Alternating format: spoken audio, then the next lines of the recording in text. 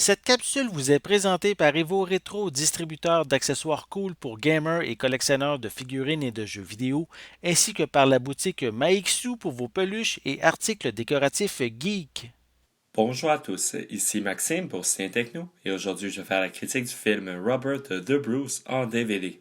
Le film est réalisé par Richard Gray et met en vedette Angus McFadden, Anna Hutchinson, Zach McGowan, Gabriel Bateman, Talitha Bateman, Jermaine Murtaugh, Emma Kenny, Patrick Fugit, Millara Walters, Kevin McNally et Jared Harris.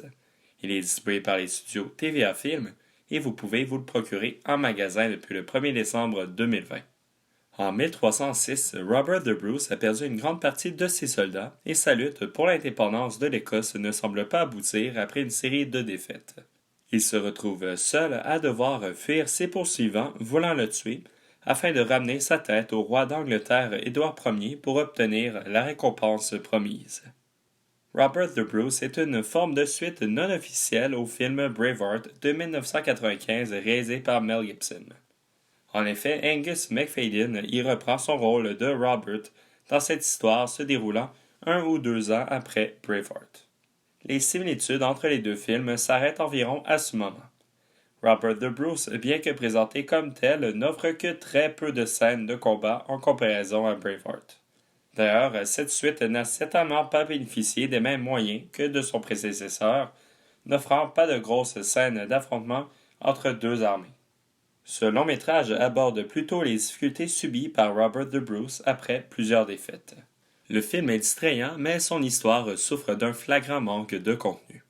La première moitié du film est bien trop longue et sert principalement à introduire les personnages secondaires qui auront une influence sur Robert dans sa quête.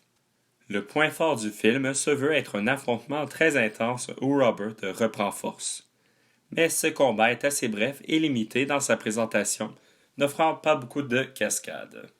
La suite des choses laisse présager un grand conflit épique, mais celui-ci ne sera pas présenté au public, probablement faute de budget.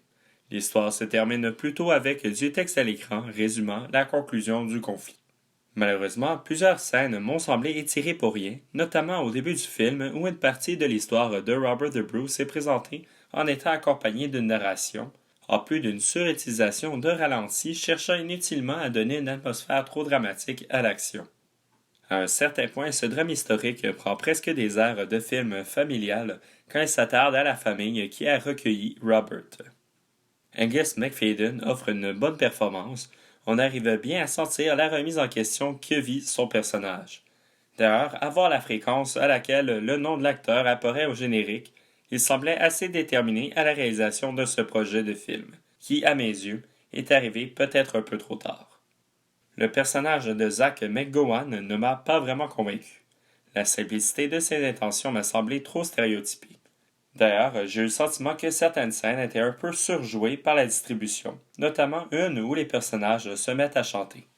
Sur une note plus positive, Robert the Bruce offre de très belles images de paysages montagneux enneigés. La direction photo est particulièrement bien réussie, mettant très bien en valeur la nature.